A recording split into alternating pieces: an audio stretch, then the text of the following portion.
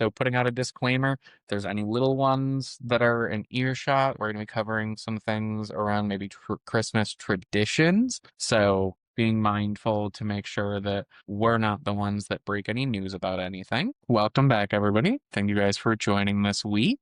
Today's topic, we're going to be talking about holiday stress and kind of surviving the holidays. So, starting us out, thinking about ways that we can get through the holidays if this might be a little bit different than the holidays that we've had before. So, something that Challee brought up was if we're dealing with any loss around the holidays. So, what's your thoughts with that? Well, first of all, I love the expression it's okay to not be okay. So just kind of normalizing that it is okay if it is a couple weeks before Christmas and you feel like a Scrooge and you are not in the Christmas spirit and you haven't even pulled your Christmas stuff out of the basement yet, which I am totally guilty of.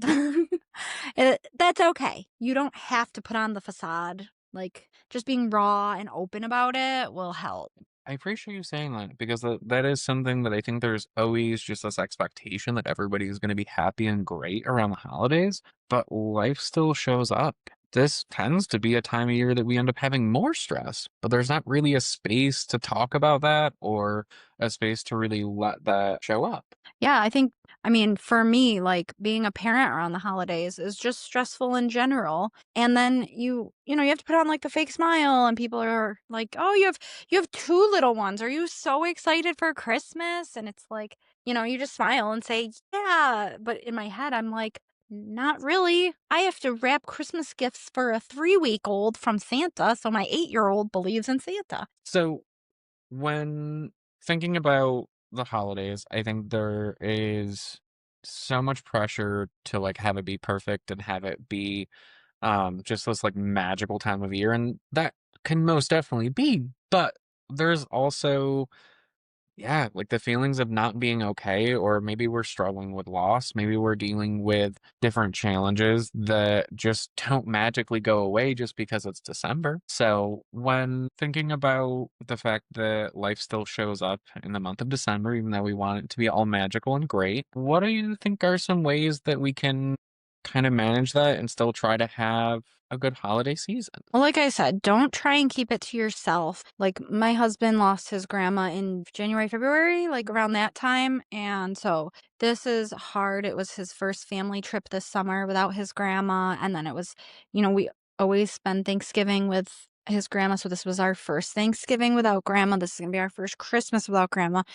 And one thing that I really appreciate from him is he was open and honest and said how much it sucks. I mean, we were in the hospital for Thanksgiving because I was, having a baby, but just the time of year where he said like it sucks. Okay, so when we had planned to go with his family for Thanksgiving, he had said, "It sucks. It really does. It doesn't feel like the holidays because I know my grandma's not going to be there. She was there last year and she's not going to be here this year."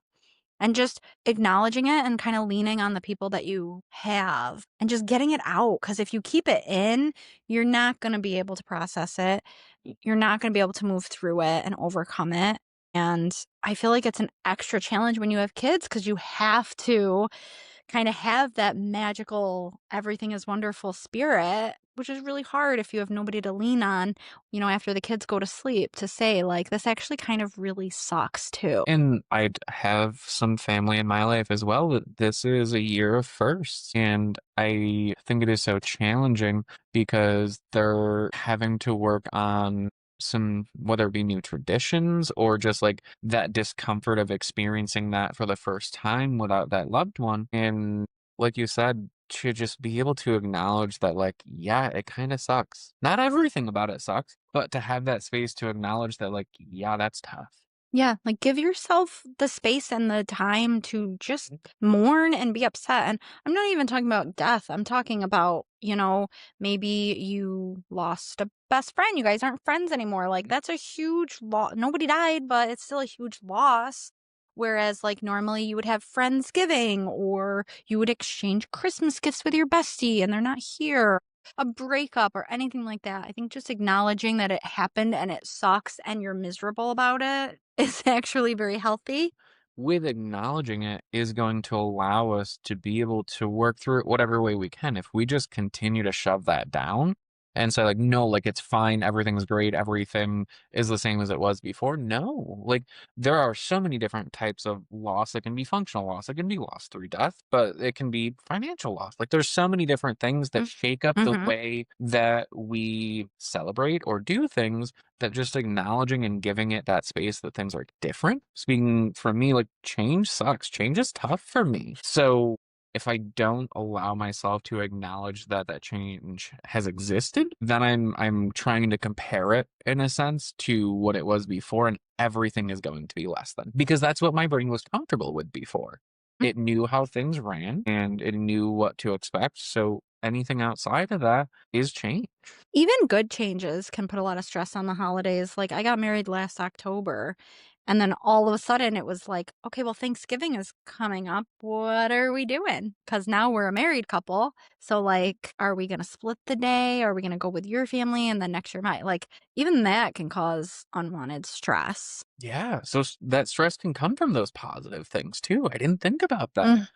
Mm. I know that's something that, like, I'm kind of experienced, like, with finishing school and changing jobs. Like, I feel like I'm less prepared for the holidays coming up, or like I finally got to that finish line of what I was doing. And I'm like, oh my goodness, the holidays are still here now, and I'm not decorated as much as normally I am. And I think I had this image in my head that I was like, okay, I'm gonna be done with school on this date, and then the house is gonna be decked to the nines, and it's going to be perfect. And now I'm like, "Okay, like, I just needed to take a breath, and that's okay." Hmm. So changing what our expectations are, or not being attached to that outcome, can be really helpful to kinda still show up and be present, but not beat ourselves up or have that guilt. Yeah, I'm so excited that I had my baby. Yeah. But she came 4 weeks earlier than expected, and I am a Mhm. planner, and I have a schedule that I like to stick to, and I had everything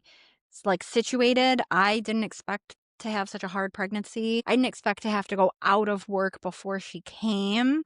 So, like, I am so happy she's here, but that threw a huge wrench in my holiday plans. Yeah.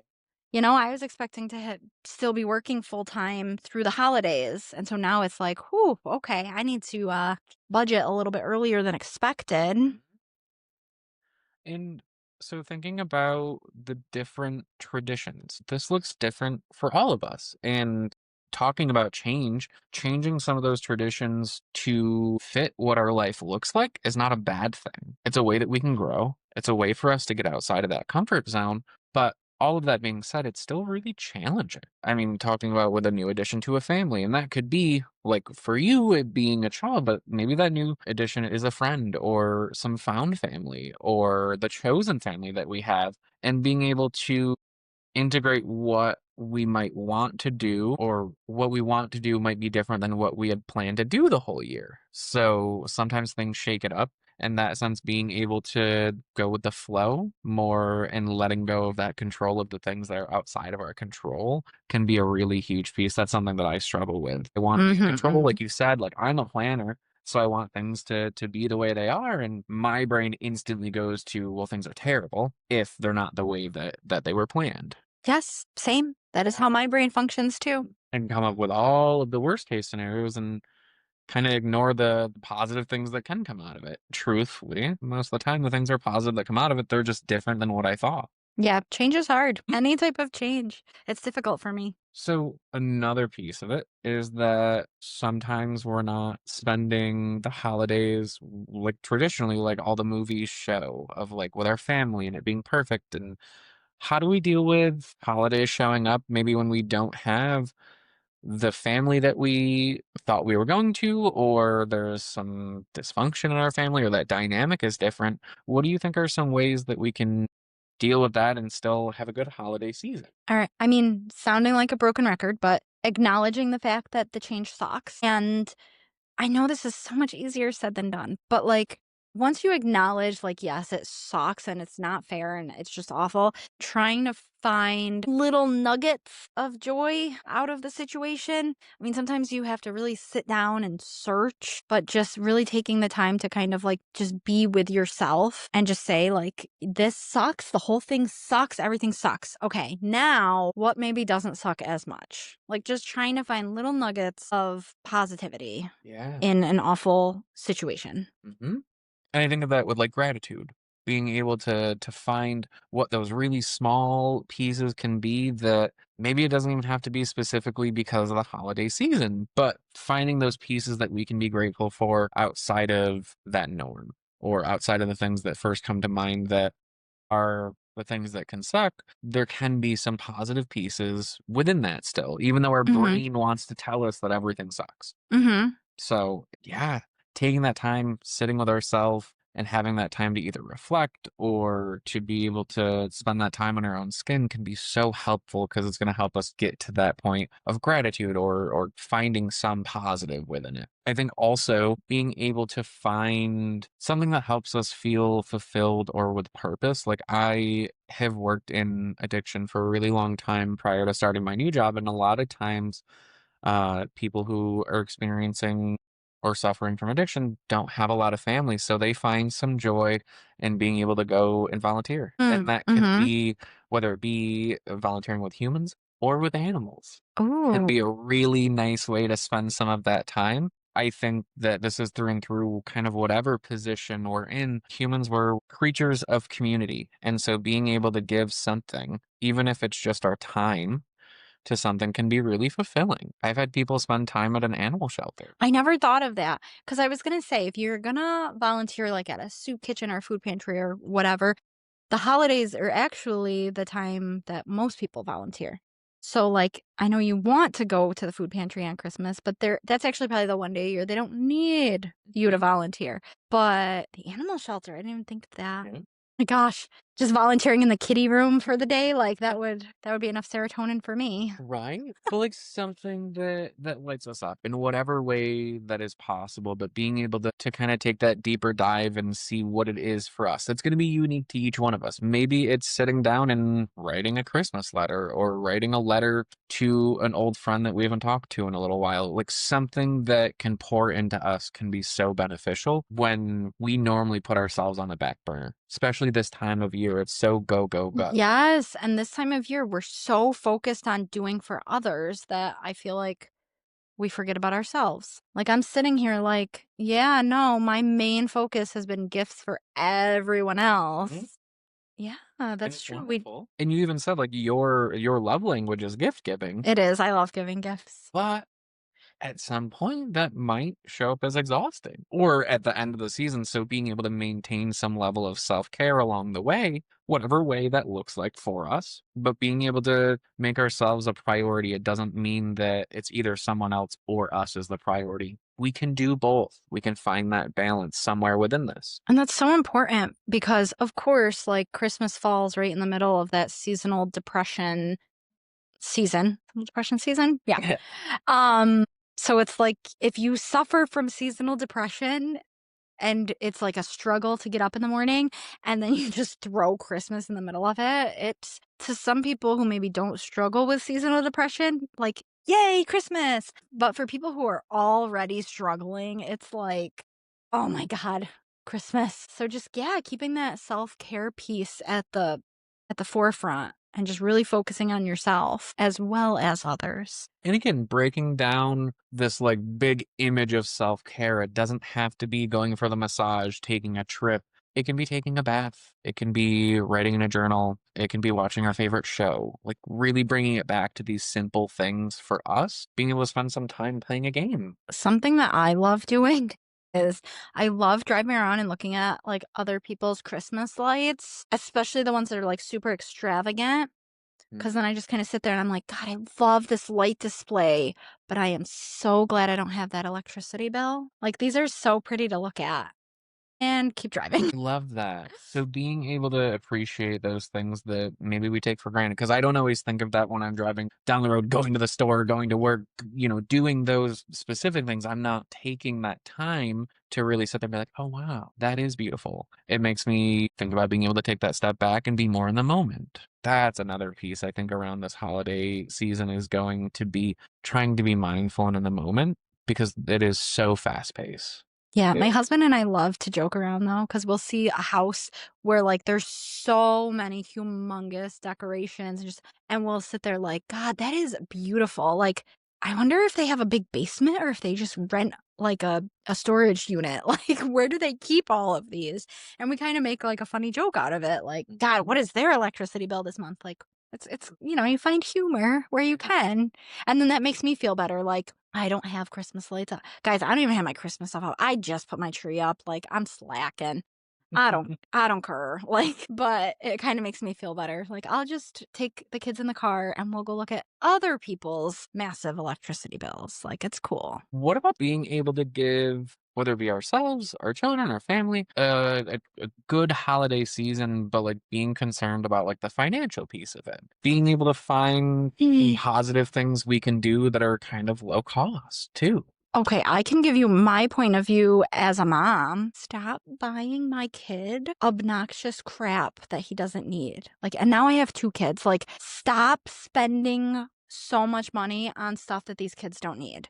That they haven't even asked for. Like, it drives me nuts. My son makes a Christmas list on Amazon every year and I send it out, and like people in my family still feel the need to go off the list. And it's like, if a parent takes the time to send you a list of things that their kid wants or needs, like, stick to the list. It's going to save you money, because I would rather spend a little bit more on something that somebody needs rather than like, oh, I found this on sale, but it's not something you need, so you're never going to use it. Like, which one is more of a waste of money? Right. And don't focus on material things. Something that my son loves is like season passes to the zoo or to the water park, or something that he can use. Like, if you can get a kid an experience rather than like a gift, do it. This has been something that my family has really taken on to in the past few years of being able to provide an experience rather than just the thing. I think for so many years it was right, like getting whatever that material thing was, which difference in like the needs. Sometimes there's those needs, those things that it can be really helpful to get, but like just buying the thing to buy it and then having that expectation that they're going to use it and use it this way, where if we can provide an experience like and it can be simple. It can be going to dinner. It can be going bowling. It can be going and driving Yes. the lights, like simple, small things. Those memories last, and it's something that they can then look forward to. And it's something that maybe down the road, that's something that they might continue to do. So if they make it a tradition, or it can be something they can reflect on and remember the time that they had. Yes, like my son loves going to the movies. Get him a pass to the movie and then take him to the movies. It's a great experience, and it's not taking up room in my house with something that's never going to get played with. And I'm not saying I don't appreciate all the stuff, but kids have very small attention spans, especially for something they didn't want. And it's like, then I feel guilty because I feel like I have to force my kid, like, hey, I know that you had no interest in this item and you didn't ask for it and you don't want it, but like, can you play with it so I can send a picture to your uncle that you at least like touched it? And it's very stressful. And then you have to just store it, because I don't know about you, I feel guilty like getting rid of something that was a gift. So I'm just like, all right, we'll put that down in the basement until he wants it. And then, so that's my piece of advice is, please listen to parents. If they say like, my kid doesn't need any items, like, ask them what experiences. Do a gift card. Like, people think gift cards are so tacky, but my son loves gift cards. I used to hate it. Oh my goodness. I used to be like, no, not doing a gift card. And I changed my thought on that because it can be, they can really go and pick out what they wanted or even build it into like that experience. Say, hey, I got you this gift card. We're going to go and take a trip to whatever that is and be able to spend that time together. I think that is one of the most valuable things in where we're at in life is time, being able to spend that Yes. time. It goes so fast. They're only little once. For me, this was an experience that I definitely have some attachment issues, and I have such a hard time getting rid of things. And I, over the summer, had taken time and got a dumpster and did like a haul out of stuff in my basement and in my house. And it was so beneficial. But part of it that showed up for me was these were all things that either I or someone else had spent money on. Right, you're, like, seeing the dollar signs go into the dumpster. That's so funny, I did the same thing. Oh my goodness, really? Yeah, I did, like, my entire basement Mhm. was just full of just Stuff. so we had, like, a hauling company, like, we actually had the guys come in and just take everything out, and, yeah, it was like, not only am I throwing money in the garbage, I'm then paying for this garbage to be taken out, and it's like, Yeah. that's ironic.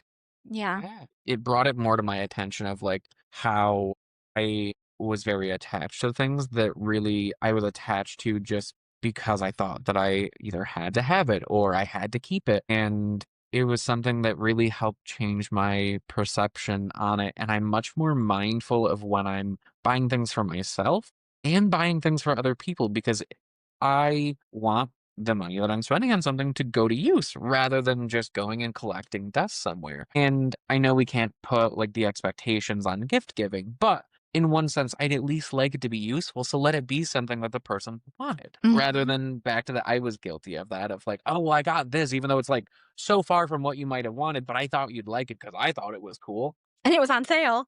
Yeah, Yeah, like, it was on sale.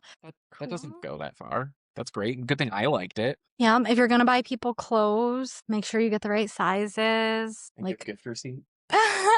yeah, I mean, my son has stuff still hanging in his closet because, again, people find it on sale and they're like, "I know this is 4 sizes too big, but I figure he'll grow into it." And I'm like, "That's cool, but in the meantime, it's just chilling and taking up space." And again, super appreciative that people think of my son to buy him gifts, but if we're talking about, being mindful and stuff like that, just yeah.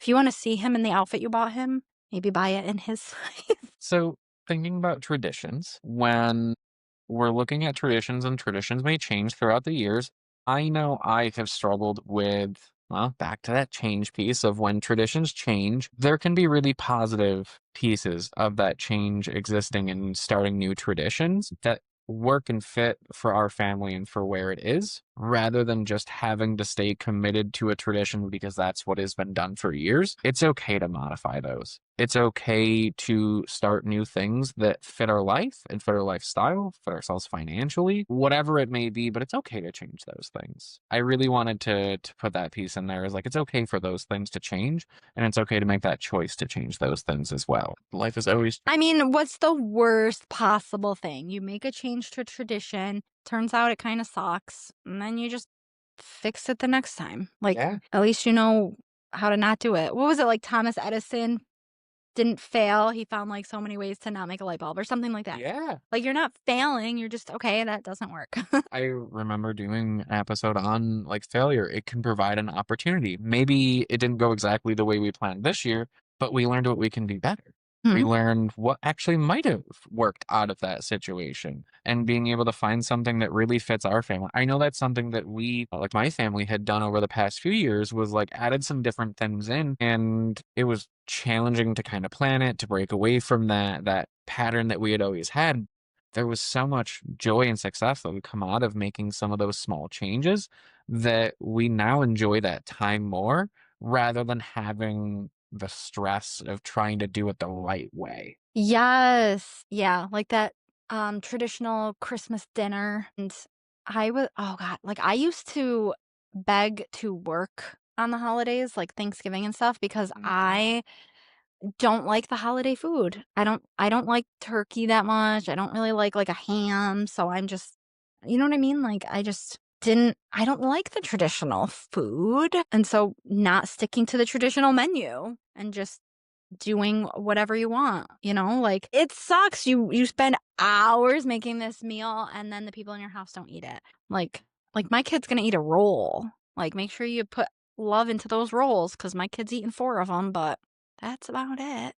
So why? Why am I gonna make a huge extravagant dinner and then have leftovers forever? You didn't want to eat in the first place. Right? So, yeah, that was something I definitely changed was the menu at my That's so house. cool. Speaking of that, that's something that I think my family did more recently was change up the menu a little bit.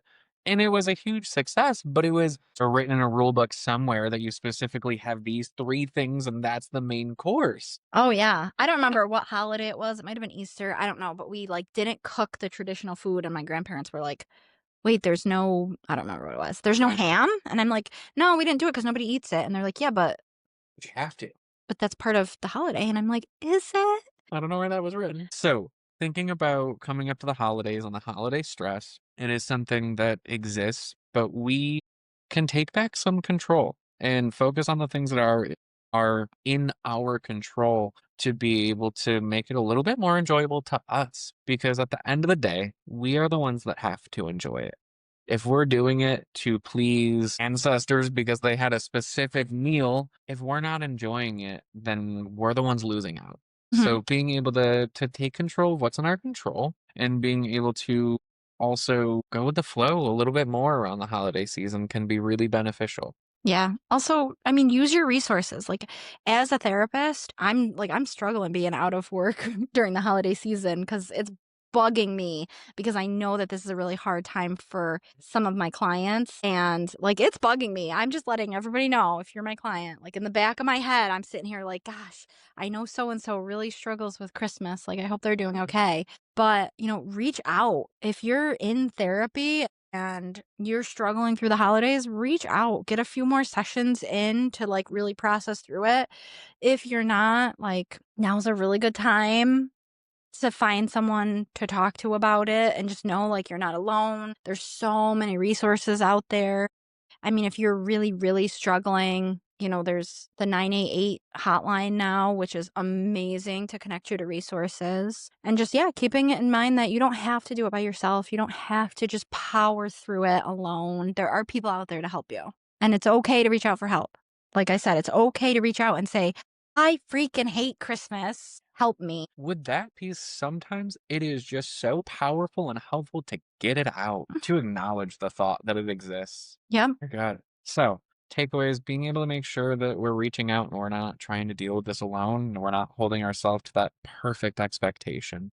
Yeah. And if you have a friend or a family, loved one, whatever, that you see is struggling, reach out to them too. If you know somebody's dealing with something, loss, anything, make sure you're reaching out to them to let them know that it's okay. Oh, that's wonderful. Mm. So, thank you guys so much for joining this week. Share any holiday traditions that we've been able to start that we broke from the norm. I think that would be so wonderful to be able to Yeah. hear. Give me some ideas, guys. Breaking more traditions. You guys for joining us, and we'll see you back. All right. Bye, guys.